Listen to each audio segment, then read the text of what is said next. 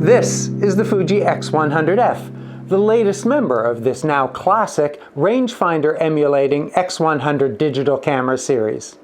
Fixed Fujinon lens, a 35mm equivalent f2 to f16, hybrid optical viewfinder, and a presence in weight, style, design, and construction that suggests an earlier era when a camera would last a lifetime. This is a preview. Fuji has loaned me a pre-production sample. The family resemblance, Fuji calls it their DNA, is quite striking. The X100F is a model of good design, both visually and ergonomically, with all the controls in the right places. Literally, every button is on this camera's right side. With a little practice, it's possible to make adjustments without moving my eye from the viewfinder. With the new 24-megapixel APS-C size sensor, borrowed from the X100F's big brother, the X Pro 2, the images are detailed and contrasty, using whichever of Fuji's film emulations you prefer. It is the hybrid optical electronic viewfinder that sets the 100F apart. It's controlled by a switch on front. Press right to switch between optical and electronic. It's really like having two cameras in one, or being able to time travel from 2017 to 1974. Time travel also applies to the shutter. Both mechanical, which is nearly silent, and a completely silent electronic shutter are available. And there's an option for a screw-in cable release.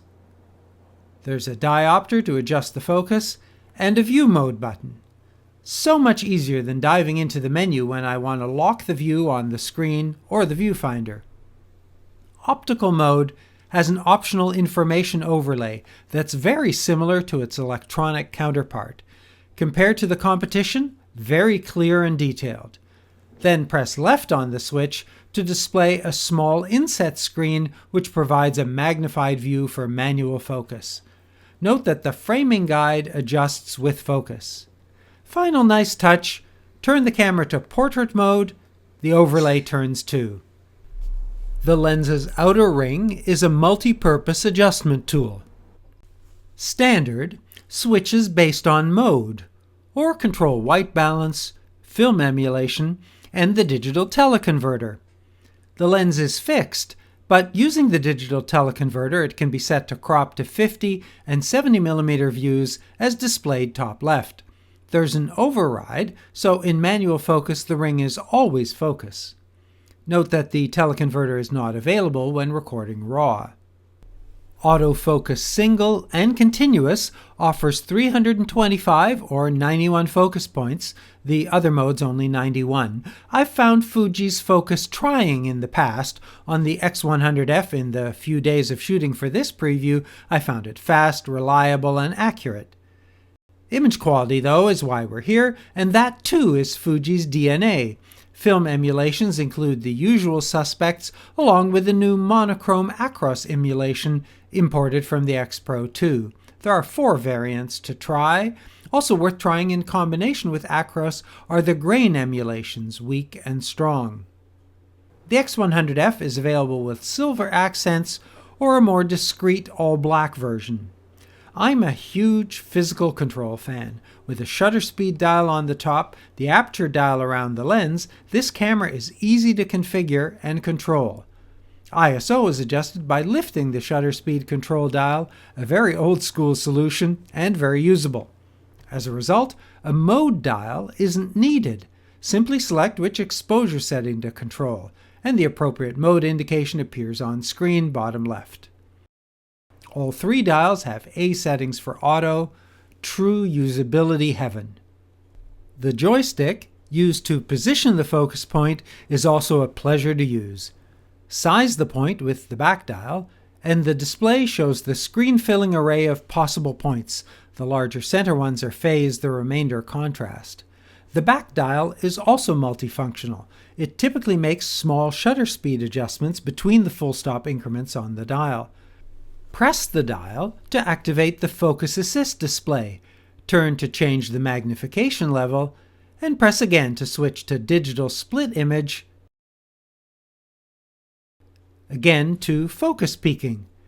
This 3-option focus assist remains a Fuji exclusive. Tiny built-in flash, and a standard hot shoe. One improvement that makes me happy: live HDMI, as it enables me to record the menu. It also makes it possible to see on a larger external monitor, or record on an external recorder like the Atomos Shogun. And that leads to video, which includes a comprehensive set of PAL and NTSC frame rates at both 1080 and 720, but doesn't extend to 4K. Movie mode is the last entry on the drive menu. It turns the shutter into a start-stop. 1080 modes are limited to 15 minutes, 720 to 30. Drive mode options also include panorama, multiple exposure, and a few filter effects. The interval timer has an unlimited setting. RAW files can be saved uncompressed. There's ad hoc Wi-Fi to send images to a smartphone, although not when an external monitor is connected, or to an Instax printer. The family DNA extends to the functionality as well.